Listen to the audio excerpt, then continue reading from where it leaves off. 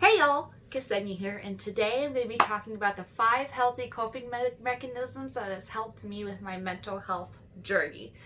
Last time I told you I got way blunt honest with you. If you guys want to see that video, just look in the description below. I got way blunt, a little too blunt honest with you about my mental health problems and what I do to self-destruct. But now I'm going to talk to you about 5 things that help me to calm down in the moment or just try to think more positive and kind of make me stop thinking about all the bad things in my life. Now, before we get started, as always, there's a disclaimer. I am not a psychiatrist. I am not a psychologist. I am not giving you medical advice. I am not a therapist. So this channel is just for me to tell you guys what has helped me on my journey and maybe help you on your journey in some way or some fashion. Now, let's go ahead and get started. Number 1. My first healthy coping mechanism is never having a 0 day or a down day, as they call it. Now, I saw this in some of the fitness subreddits on Reddit, and I kind of finagled it into the mental health sector for myself. I don't know if someone's already done that. I honestly don't know who came up with this. So if you could tell me in the comments down below who originally did this, that would be awesome. But what that means is, when you are at your lowest of the low, you don't even feel like getting out of bed, you just want to sleep all day, just do one thing that you love, whether it's walking for a minute. Hey, at least you walked for a minute. Or watching TV. If you don't feel like it, just watch an episode of something. Hey, you did something. Hey, play some video games. Hey, do a couple of push-ups. Write a sentence. Do something that makes you feel good that day. Just one little thing. It doesn't matter if it takes 2 seconds or 5 hours. It doesn't matter how big it is or how small it is. Never have a 0 day. That has gotten me through so many things. When I'm really hating myself, I don't want to get out of bed. I don't want to go see anyone. I don't even want to talk to my husband. I am just closed down emotionally and physically. I still do one thing that I love, whether it's just sitting on my butt as a couch potato watching TV, writing something scary, maybe a sentence or two, watching a horror movie, or playing my fucking Switch. I still do it, I still do just one thing that day that makes me feel like I'm not a complete failure and that I did do something that made me happy that day. Exercise. Now, I know everyone preaches this. Exercise gives you great endorphins. Exercise gives you self-esteem.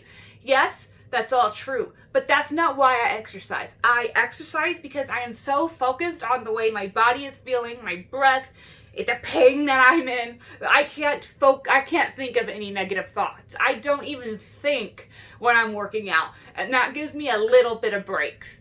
I'm not telling you to go do a marathon, to become a bodybuilder, to do crazy yoga. Just do something that makes you feel good, whether it's Zumba or just doing 10 push-ups a day. In that moment, you are not thinking, you're not getting into yourself, you're not thinking of what can and can't happen or what's going on in your life. You're just focusing on you in that moment. So just find something little that you can do every day, whether it's a 5-minute walk or you do some stretches, just something to get you out of your head. Number 3, find some hobbies you like and stick with them. Now, this is hard for me to do. So even though I'm telling you guys this one, I am still struggling with it. I'm gonna be honest with y'all. I still struggle with commitment to anything. I have spent thousands of dollars on failed hobbies. One day I'm like, I'm gonna be the world's greatest painter. Watch. I don't even finish one painting. Or I literally started a quilt 2 years ago. Guess who isn't anywhere near finished with that? This girl. I bought a ukulele. Guess how many times I played that? 0. I bought yarn to learn how to crochet and knit.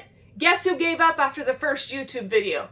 This girl. Try to find something that you love and stick with it. I did find that one thing. Well, technically 2 things. I love singing. I'm not going to grace y'all with the beauty that is my llama voice, okay?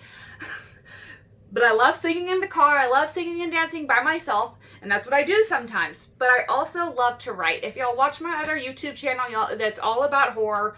I go into detail about my books and my short stories and my favorite horror movies and everything like that. Horror is my life, and it gives me that escapage, that mental escapage. This might make me messed up in the head, but watching people get filleted on screen, that's obviously fake, it just helps me to relax. I could fall asleep watching a horror movie. I could eat while watching horror movies. I could sit there and play on my phone while watching horror movies. Horror movies don't get to me like they do other people, but hey, that's how I am. That might not be healthy, but it is what it is, y'all. It is what it is. 3, talking to people. Even if you are completely alone, there are so many different channels that you can talk to people, even online, just online. If you are completely alone during this pandemic, have no family, no good friends you feel like you can call, no good work colleagues, get on Reddit. Get on YouTube. Hell, message me on Instagram or Facebook or Twitter or anywhere. I will talk to you. I talk to anyone who messages me. Now, this channel gets popular, which I highly doubt because I'm doing this channel just for me, just to kind of help me help you with all of our mental health journeys. As long as I don't get way too overwhelmed, I will make time for you. I love making new friends. Hell, there's this one dude, I'm not going to name him, but I met him on Reddit. He is like a decade younger than me. He just started college, and he was looking for a big sister because he had no positive female influence in his life. No, it's not a romantic thing, but we have been talking for over a year now. I got deployed, and he was still messaging me while I was deployed in that time. I will make as much time for you as I mentally can. So just reach out. Reach out to me, reach out to Reddit, just get some sort of connection with people. Discord, whatever it is that you meet people, video games, World of Warcraft, anything. Don't just be lonely inside your own head all of the time. Number 4, telling the real tea. If you do have someone in your life, be 100 with them, 100% honest with them. Whatever you're feeling. If someone asks you, hey, are you thinking about committing suicide? Be honest. Don't be like me, because I always lie. I'm always like, nah, fam, I'm fine, I just cracked a joke 5 minutes ago. What are you talking about? I'm just sitting here at my desk working. Like, bruh, back up. Be honest. Be honest with whoever you are close to, whether it's a spouse, a boyfriend, girlfriend, a fling, a best friend, a cousin, a sibling, a parent, a grandparent, a stranger at a park, anyone. Just be honest with how you are feeling. Be 100 with how you're feeling. And let me tell you, if you just get it out there, you'll feel 1,000 times better. The people that you really trust will not judge you. And if they do judge you, guess what? You found out their true colors and you are strong enough to drop them. Do not stay in a relationship or a friendship, even a familial relationship, if it does not do you any good. If it's not making you a better person. If those people are bringing you down, harming you mentally in some way, or abusing you in some way, or you're just sticking around with them because you're lonely, and if you feel like if you lose them, you'll have no one, trust me. Yes, it will be hard. I've been in this situation before. I have dropped family members. I have dropped friends. I've dropped siblings there for a while.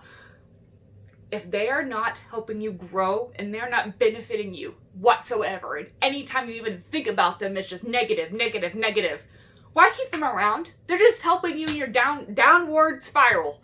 That's all it is. Blood doesn't mean crap for your mental health. Blood is not going to come in and save the day if they don't care about you, if they don't respect you, if they abuse you, if they're using you.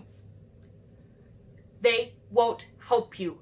Drop the bad actors in your life and you will feel so much better in the long run. So much better. You'll feel a weight lifted off your shoulders and you will just be able to find your happiness, your true self without those bad parents, the bad family, the bad friends. If they're judging you when you're being open and honest with them, or you can't be honest with them, why are you close with them? Ask yourself that. Why? Yes, it'll hurt for like the first 6 months or the first year, and you could be crying over them and about them every day. But 1 year down the road, 5 years down the road, you'll be like, what the hell was I thinking? talking to my parents, talking to my siblings, talking to my best friends, talking to this guy or girl. You will thank yourself in the future. Trust me.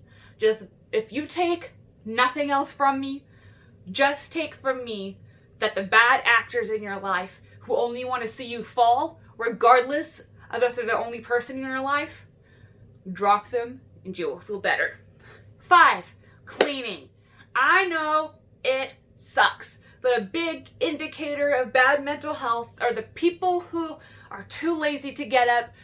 Generally guys, because physically I can't do this as a woman, but they pee in pee bottles, they pee in Coke cans. They don't want to get up from their video games. They don't want to clean. There's Cheetos glued into their keyboards and their mice. Now, this is not everyone, okay? You hoard things. You haven't cleaned your house since Nam. Whatever. Cleaning. Just coming home to a clean house. I'm not talking white glove inspection clean. I'm not talking about the ceiling is sparking, the fan is glowing. No. But if you can walk into your house without your feet hitting anything, that is a plus. If you can eat off of dishes without having to clean them first, that is a plus. Just take care of your home, because your home is supposed to be your sanctuary. And if you have a good, clean home, you won't have to worry about that. You won't come home, see your filthy ratness, and be like, damn, I'm a piece of crap. I live in this filth. You know, you could be single. Be like, who would I bring home to this? You can't even have a one-night stand because you're afraid and embarrassed of your house. You don't want to invite any friends over because you're embarrassed of your house. You won't let your family come over. No, just clean it up. Don't take all day to do it, because I know people can't do that. People just can't, especially ones with mental health. So what I do when I'm definitely not in a cleaning mood, I gotta get up and use the bathroom. Well, there's 4 Coke cans on the table in front of me. Let me pick them up and throw them away on my way out. That's it. That's it. Oh, there's a dish on my table. Well, I'm walking by the kitchen anyway. Why? I might as well pick it up. I'm not talking about deep cleaning. I'm just talking about keeping your living area your sanctuary, something you're comfortable in and something you're not embarrassed of. Once again, that was my 5 healthy coping mechanisms that I personally use on and I'm still using on my mental health journey. I'm really hoping that one day, maybe when I'm 30 or even older, that I can finally find the inner peace that we're all craving. But even if that doesn't happen, just know that I'm here for you. Just know that there's a community of YouTubers and Redditors, doctors, any nurses online who are willing to help you. If you need to seek professional help, seek it, okay? Just know that I love you guys, and I'm always going to be here for y'all. Once again, my name is Ksenia, and see you next time.